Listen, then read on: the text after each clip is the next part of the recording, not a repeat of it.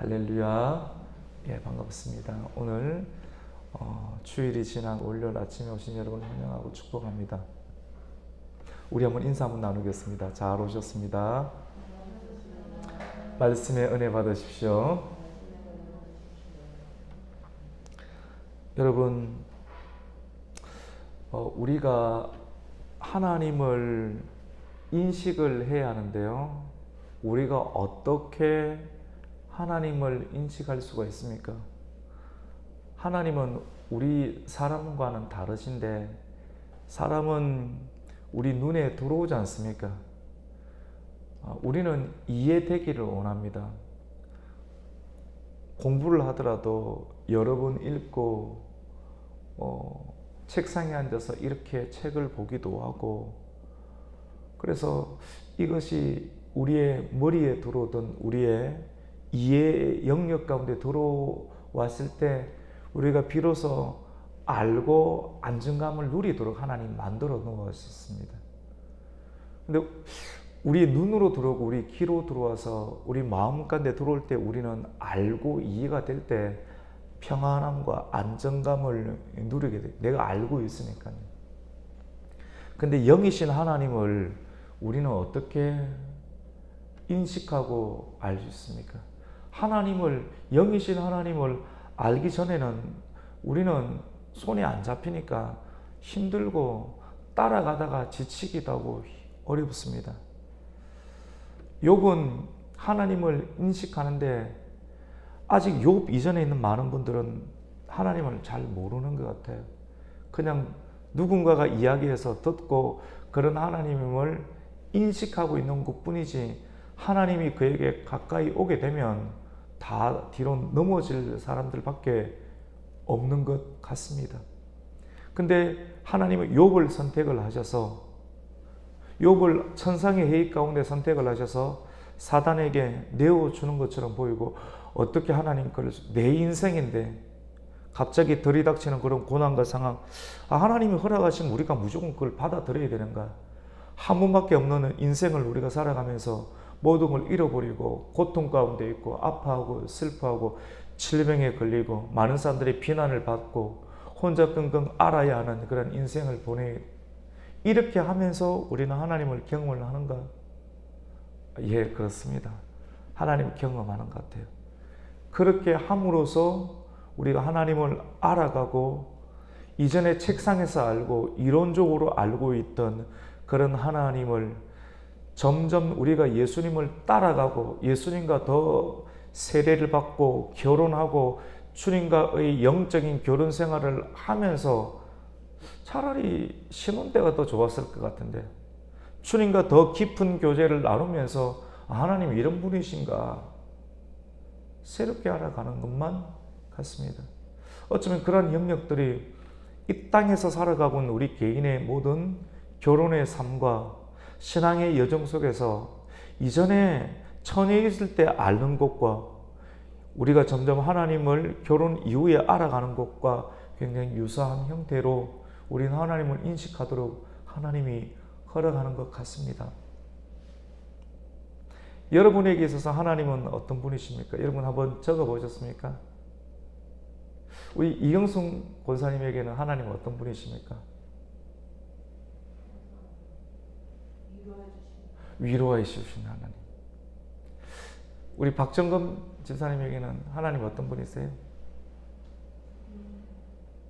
네? 두려운 하나님.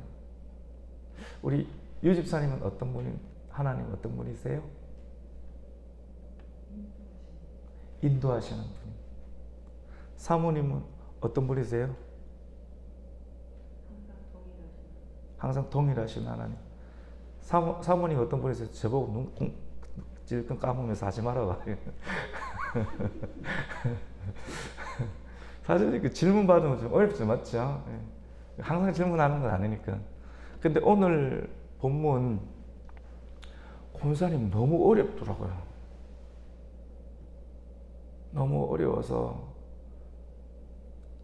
하루 종일 거의 말씀 앞에 거의 앉아 있었는데 다 모르겠더라고요, 제가. 어제 저녁에 또 예배를 마치고 나서 또 새벽 말씀을 준비를 해야 되는데 또 고나기도 하고, 주일 예배를 오전에 마치고 나도 자리를 못 떠나거든요. 계속 준비를 해야 되거든요, 말씀을. 그렇게 계속 말씀 앞에 놓습니다. 놓으면서 제가 단련받기도 하고 이해되기도 알아가는 것 같기도 하고, 최고 알아가야지 좀 쉽게 또 그 짧은 시간에 우리가 설명을 할 수 있고 또 은혜를 나눌 수 있는데, 욥은 참 쉽지 않은 것 같습니다. 그래도 몸이 고뇌해서 하나님 먼저 들어가겠습니다 해서 저녁에 마치고 아내랑 같이 들어가서 잠깐 쉬다가 이렇게 다시 나왔는데 다 정리가 안 됐어요. 그래서 아침에 오면서 또 묵상하고 자리에 앉아서 다시 하나님 이 말씀을 전해야 되는데 넣어주세요. 근데 포기하지 않으면 하나님 알려주시는 것 같아요. 어제 저녁 가운데 저에게 주시는 그런 말씀은 어떤 분이시냐면, 오늘 우리가 11절부터 읽었지 않습니까? 11절을 보시면 하나님이 손에 안 잡히시는 분인 것 같아요. 하나님은 내 앞을 지나가시는데 내가 보지 못하고요.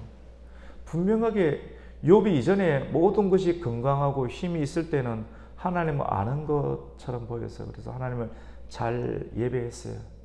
근데 하나님이 다가오셔서 하나님을 허락하셔서 오니까 다 없어져 버렸어요. 많은 사람들이 복이라고 여기는 것들이 하나님이 허락하시고 하나님이 다가오시니까 다 없어요. 욥은 이걸 경험했어요. 욥 주변에 있는 사람은 이걸 아직 경험하지 않았기 때문에 하나님을 경험하지 아니하는 사람과 하나님을 경험한 사람이 만나게 되면 우리는 경악을 금치 못하는 일을 힘들어요. 여러분 조금 이해가 되시나요? 왜 우리가 신앙생활이 때로는 어렵게 여겨지는지. 여러분 한 분 한 분이 이야기하셨던 이경수 권사님, 하나님은 인도하시는 분이라 하셨습니까? 위로하시는 분. 그 다음에 박 집사님은 하나님은 두려우신 분. 그 다음에 유 집사님, 하나님은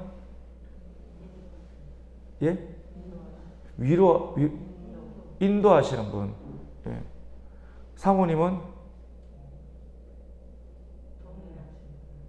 제가 이래 연약해요, 여러분.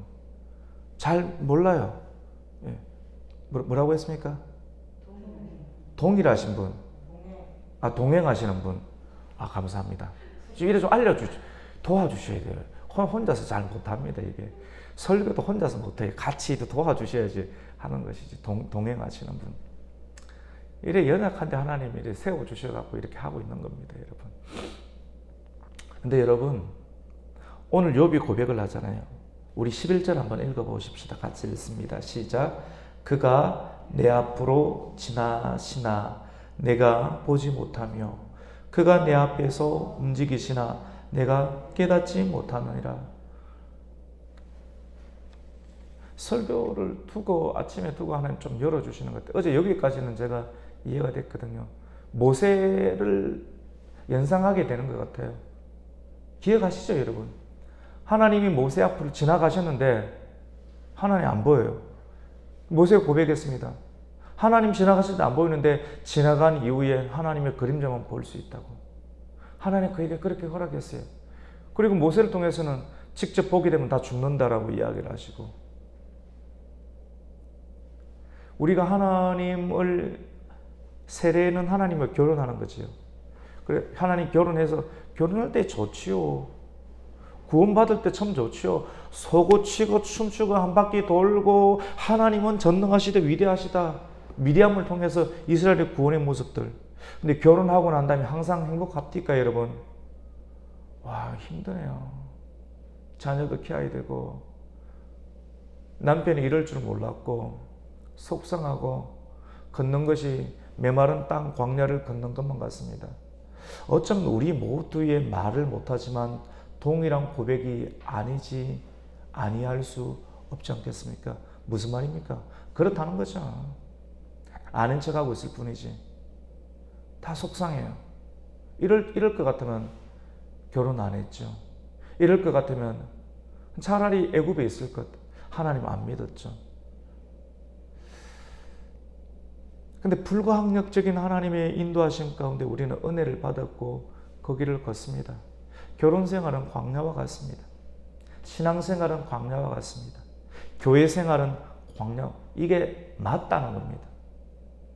욥을 통해서 우리는 동방의 의인이라고 알고 있지만도 성경은 우리가 또 알고 있습니다. 의인은 없나니 한 사람도 없다고 했습니다.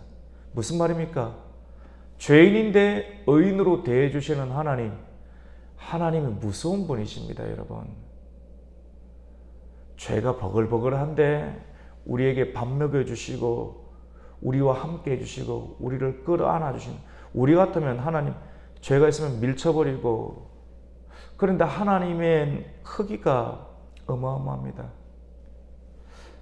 저는 저에게도 질문을 하면 하나님은 어떤 분이십니까? 여러분, 하나님은 크신 분이십니다.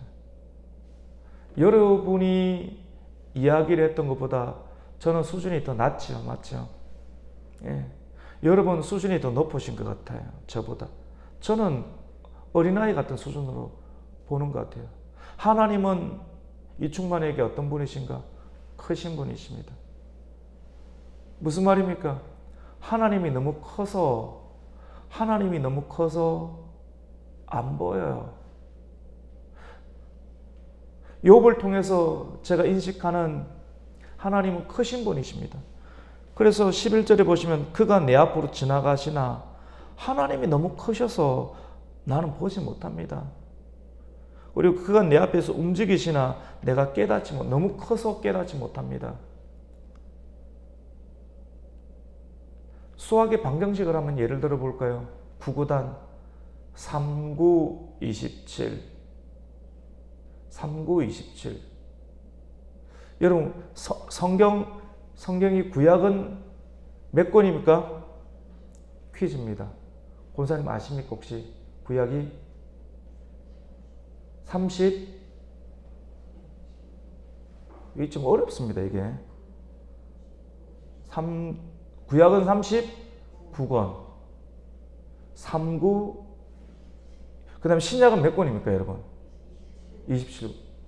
예, 맞습니다. 그래서 66권이 되는 거거든요. 이 9구단 정도로 우리가 이해를 하면 참 좋죠. 딱딱 떨어지죠. 우리는 딱딱 떨어져야지 이해가 되는데, 근데 수학의 방정식이 수학을 하다 보면 계산으로 안 되는 인테그럴을 붙이고 나중에 미분적분하면 dx, dy, dz 하면서 쭉 하면 도저히 감당 불가능한 상태가 됩니다. 못 알아듣습니다. 우리가 자동차를 만들고 곡선을 만들고 우리가 보기엔 아름다운 곡선이지만 점 하나하나 쪄서 미분이 적분이 되어서 적층을 해서 수학이 만들어지고 그것이 건물이 되고 배가 되고 유선형이 되는 것이거든요. 점 하나하나가 모여서 배가 만들어지고 자동차가 만들어집니다. 여러분, 한 사람 한 사람이 모여서 우리 개인이지만도 그 개인이 모여서 하나님의 교회가 됩니다. 또 하나님의 나라를 이루게 됩니다. 좀 어렵죠. 좀 쉽게 우리가 한번 설명해 볼까요? 하나님은 크신 분이십니다. 크신 분 앞에 서면 우리가 안 보입니다. 굉장히 어린아이식으로 이야기를 하면 우리는 이해가 잘 됩니다. 저 수준이거든요. 지구가 여러분에게 보입니까? 사모님, 지구 보입니까? 지구 보인다면 미쳤지요. 지구는 눈에 안 보입니다. 지구가 돌아가는 소리 지금 윙거리죠. 히터 하나 켜놨으니까 옆에 공조기가 있으니까 요 정도 소리는 우리 캐파 안에 집어넣어서 이해가 됩니다. 사람이 가청 주파수 헤르츠 안에 들어가게 되면, 그런데 이 소리는 우리가 들을 수 있고, 아, 히터가 돌아가구나 인식이 가능하고 안정감이, 사람이 자기 손에 들으면 안정감이 들을 거거든요. 사람도 굉장히 깊이 있고 굉장히 큰 사람은 자기 손에 안 들으면 힘듭니다. 따라갈 수밖에 없어요. 우리가 따라가면서 그 사람의 인도도 받아야 되고 궁극적으로 이러한 과정들을 통해서 그 크신 하나님의 인도를 우리가 받아야 됩니다. 지구가 돌아가는 소리를 들으면 여러분 죽습니다. 이 귀가 죄 많은 우리 인간의 영역 가운데 하나님의 놀라운 지구를 돌아가는 소리를 들을 수 있도록 길을 열어버리면 죽어요. 우리의 눈을 열어서 하나님의 창조의 빛을 보게 되면 우리가 죽어버립니다. 그 신비입니다. 신비. 그래서 하나님은 우리 눈에 안 나타나십니다. 영이십니다. 죄 있는 인간 가운데 우리와 함께 하시는 하나님의 그 신비가 신비로 존재하는 것이 우리에게는 삼위일체가 참 어렵게 여겨지듯이 말씀하시는 하나님, 빛이 있으라 말씀하시는 하나님, 말씀이 그 자체이신 예수님, 그리고 아버지와 말씀이 적용하시는 그 성령님, 우리가 언어로서는 풀이할 수 있는 게 한계가 있지 않습니까? 근데 그 하나님을 우리가 점점점 희미하게 알아가는 것, 그것이 우리에게는 어쩌면 은혜입니다. 하나님 그대로 다 드러내시면 우리는 감당이 못합니다. 동방의 의인이었던 욥 정도 되니까 하나님이 자기 자신을 계시하시고 드러내시니까 욥이 감당이 안 돼요. 감당이 안 되고 하나님을 진짜 몸으로 깨닫고 알아갔을 때 경험했던 고백들이 어쩌면 우리가 대면하는 현재 욥기의 상황일 수 있습니다. 때로는 여러분의 인생 가운데 신앙생활하면서 기도가 안 나오도록, 이전엔 기도 잘 나오죠. 막 방언도 하고 막 산에서 막 부르짖고 뛰어다니고 성령 충만한 것 같은데 하나님이 점점 적청이 되고 알아갈수록 기도를 안 해요. 기도를 못 하겠어요. 근데 그것 사람들은 판단하고 정죄하지만 하나님은 알고 계십니다. 여러분이 왜 소리 내서 기도 못 하는지, 왜 이렇게 기가 막혀 하는지 사람은 모르지만 하나님은 아십니다. 욥은 이렇게 고백합니다. 그가 내 앞으로 지나가시나 내가 보지 못하며 그가 내 앞에서 움직이시나 내가 깨닫지 못하느니라. 하나님이 빼앗으시면 누가 막을 수 있으며 무엇을 하시나이까 하고 누가 하나님께 대들면서 물을 수 있겠느냐. 조금 들어오시죠. 쭉 읽어볼게요. 이게 말씀이 들어와야 돼요.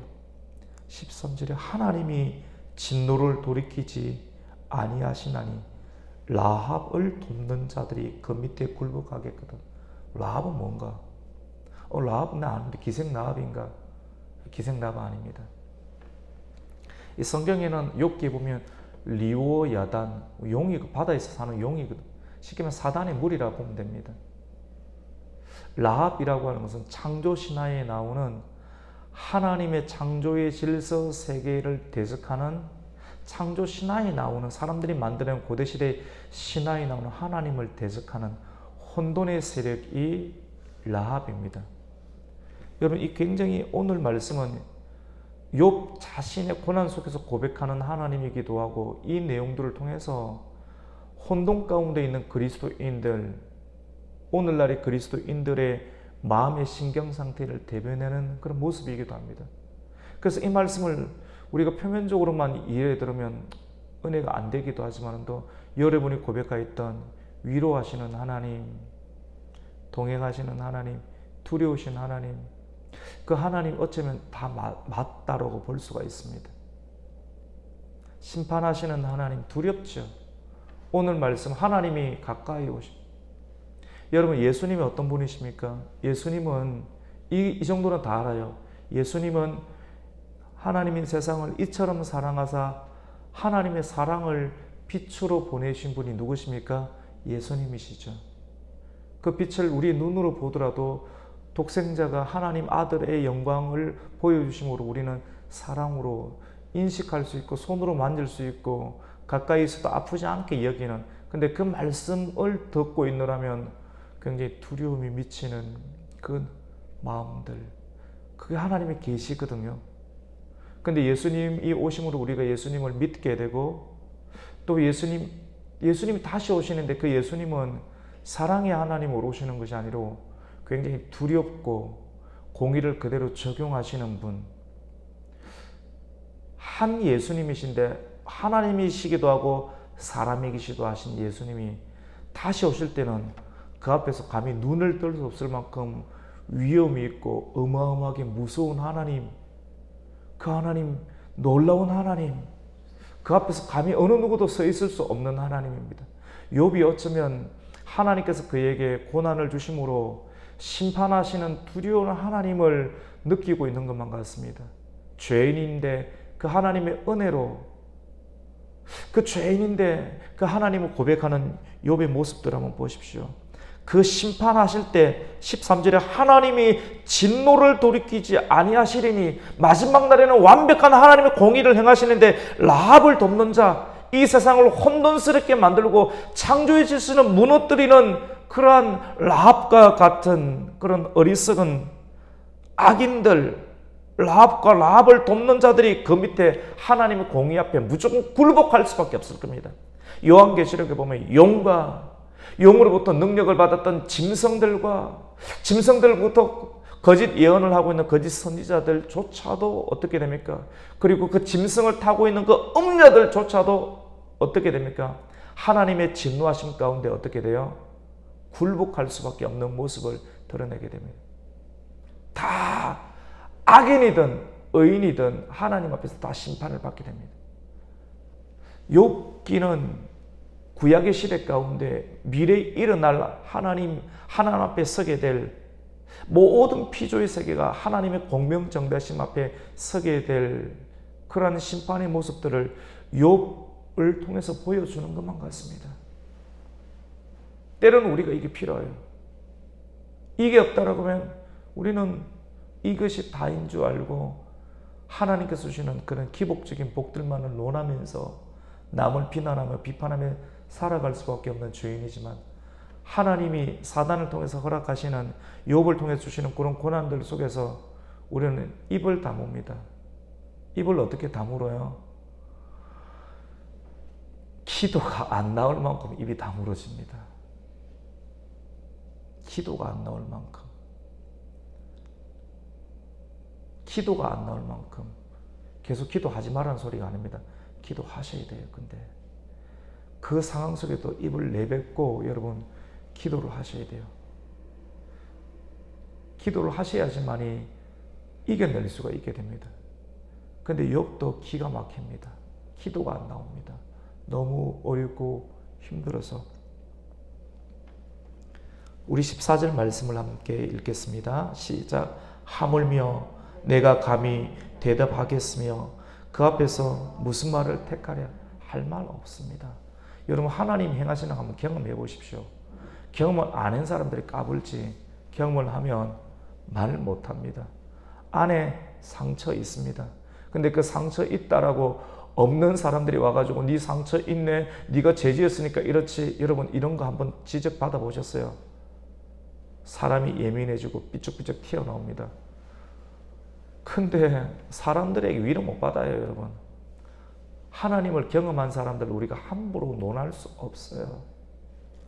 욥 그의 친구들이 논하지만 욥 위로가 됩니까? 여러분 인생 가운데 하나님을 경험하게 될 때, 하나님의 공의하심을 드러내게 될 때 입에서 말이 나오고 기도가 나옵니까? 함부로 말 못합니다. 근데 욥의 고백들 보면 나름대로 그래도 지키잖아요. 쭉 읽어볼까요? 우리 15절 읽습니다. 가령 내가 의로울지라도 대답하지 못하겠고 나를 심판하실 그에게 간구할 뿐이며. 조금씩 이 말을 알아가는 것 같아요. 또 읽습니다. 16절입니다.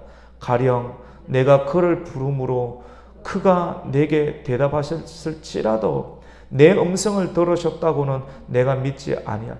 이전에는 뭐 하나님 함부로 논했는데, 가령 내가 그를 하나님께 기도해서 하나님 불렀지만 하나님이 내게 대답을 했을 수 있어요. 했을 수 있지만 내 음성을 들으셨다고는 욥이 못 믿겠다는 겁니다. 여러분 이 신앙이 없는 것처럼 보이죠? 신앙 없는 거 아니에요. 하나님을 알아가니까 하나님 너무 두려워요. 하나님의 사랑을 깨닫고 구원을 받았고 그 사랑을 이루어가면서 하나님이 점점점 드러내시니까 우리가 이전에 좋아하는 것들이 점점 없어져요. 물질도 빠지고 자녀도 빠지고 점점 없어지면서 하나님이 이런 분이신가 막 혼돈이 일어납니다. 하나님이 살아계시다면 이 세상이 이렇게 악인들에 의해서 돌아가도록 하나님 내버려 두시는가? 우리 13절 읽었잖아요. 하나님이 진노를 돌이키지 아니하시나니 라합을 돕는 자들이 그 밑에 나중에는 굴복하겠거든. 우선 예언적으로 이렇게 고백을 하지만 여러분 우리 24절까지 읽었잖아요. 우리 24절 한번 읽어보실까요? 같이 읽습니다. 시작. 세상이 악인의 손에 넘어가겠고 재판관의 얼굴도 가려졌나니 그렇게 되게 하니까 그가 아니시면 누구겠느냐. 여러분 오늘까지 말씀 이런 내용이거든요. 쉽게 여러분 이게 설교가 되겠어요? 쉽게 알아들으시겠어요? 우리가 표면적으로 들으면 우리가 이것이 은혜가 돼요. 근데 찬찬히 듣고 있느라 은혜가 되지요. 왠지 모르게 은혜가 되지요. 이게 깊이입니다. 세상이 악인의 손에 넘어간 것처럼 보이죠. 쉽게 말하지 마십시오. 왜냐하면 재판관들, 법관들, 대법관들 다 넘어간 것 같죠? 그럴 수 있습니다. 욥이 고백을 하지 않습니까? 세상이 악인의 손에 넘어갔고 재판관의 얼굴도 가려졌어요.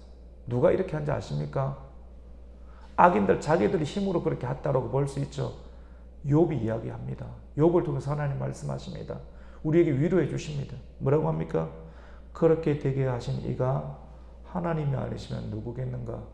굉장히 비관적으로 이야기하는 것처럼 보이지만 여러분 하나님을 가까이 하고 하나님을 처음에는 사랑으로 알아가고 나중에는 두려우신 하나님, 공의하시는 심판하시는 하나님을 점점점 경험하게 되면 약간 말 자체가 비관적으로 나오는 것처럼 보이기도 합니다.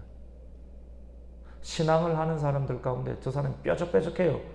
약간 비관적이에요. 그 조금 아는 사람, 저 사람 약간 비난적이네. 비난적인 게 맞습니다. 상처가 있어서 그래요. 왜 할 겁니까? 하나님을 경험하다 보니 상처가 생기는데, 욥처럼 상처가 생기는데, 재산 다 빼앗기고, 자녀들 죽고, 10명 한꺼번에 죽어버렸는데, 살 소망이 없는데, 자녀 있는 사람들은 자녀 없다고 욕하고 비난하는데, 사업 망했다고 비난하는데, 이게 이 세상인데, 하나님 믿고 있는데도 이런 고백이 나옵니다. 욥의 고백이지 않습니까? 사람들이 위로가 안 됩니다. 우리가 보기에 비관하고 비난하는 사람들이 신앙이 없는 것처럼 보이지만 오히려 더 신앙이 있을 수 있습니다. 오늘 말씀을 통해서 우리는 하나님과 하나님의 세계를 우리가 다시 한 번 더 볼 수 있는 영안이기도 하고 이해이기도 한 단계인 것 같아요. 하나님은 사랑이시기도 하고 하나님은 심판하시는 분이십니다. 그래서 우리는 두렵습니다. 손에 안 잡힙니다. 그리고 하나님께 가까이 갈수록 심판과 가까이 가고 있기 때문에 점점점 하나님께 가까이 가는 자들에게 빼십니다. 물질도 빼시고 초라해지는 것만 같습니다. 근데 오늘 이 말씀을 통해서 하나님 우리에게 위로해 주십니다. 하나님은 사랑이시고 인도해 주시고 동행해 주시지만 점점점 죄인과 의인조차도 심판하시는 심판자이심을 우리에게 말씀해 주십니다.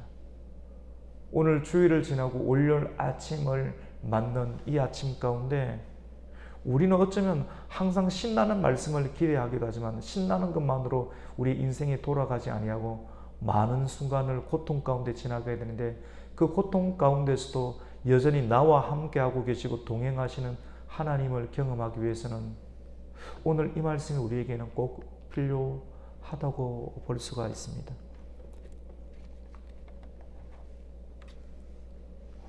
결론을 말씀을 내겠습니다. 우리는 어떻게 해야 됩니까? 여러분의 얼굴, 사모님, 권사님, 집사님 얼마나 힘들어요. 우리 모두가. 괜찮습니다. 하나님 인정해 주세요.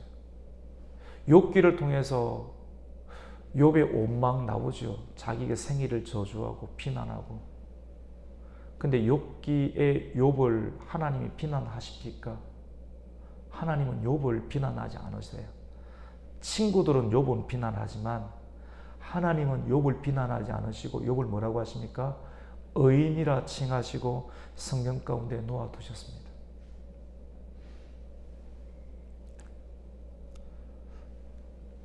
하나님은 여러분의 현재의 얼굴, 현재의 모습들, 현재의 방황하고 힘들어하는 마음들을 이해해 주십니다.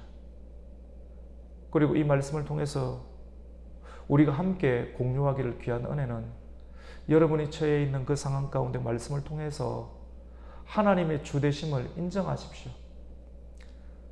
고난 가운데서, 고통 가운데서 하나님의 주되심을 그대로 인정하는 것을 보게 되는 것 같습니다. 불구덩이에 집어넣고 여러분 가스레인지에 손 올려놓고 나는 괜찮습니다 라고 있는 사람은 아무도 없습니다. 아 뜨고 소리 지르고 손에 화상이 있고 화상이 있는 상태에서 살아가는 것. 하나님의 주되심을 인정하십시다. 그리고 옆에 있는 사람들 절대 쉽게 비난하지 마시고 인정하려는, 하나님이 인정하시는데 왜 우리가 난리입니까? 심판을 예고하시고 구원하심이 여호와 하나님께 있음을 우리가 기억하면서 점점점 심판의 때가 가까웠다. 저와 여러분은 어쩌면 하나님의 사도요 선지자 사명을 감당하는, 표면적으로는 목사요 성도이지만도 이 말씀을 듣고 이 말씀을 주체이신 하나님 말씀을 들음으로 여러분의 삶의 현장 가운데 여러분이 선지자가 되시고 여러분이 복음의 전도자가 되시면서 마지막 날에 다시 오실 예수 그리스도, 그 심판자 되시는 예수 그리스도 앞에 우리가 겸허하게 설 수 있도록 우리의 성품과 우리의 은행을 통해서 하나님을 드러낼 수 있고 하나님의 주되심을 그대로 인정할 수 있는 하루를 살아낼 수 있는 저와 여러분이 되었으면 좋겠습니다. 아멘. 하나님 감사를 드립니다. 오늘 또 우리가 말씀 앞에 서게 됨을 감사합니다. 욥이 하나님을 다 모르겠다고 합니다.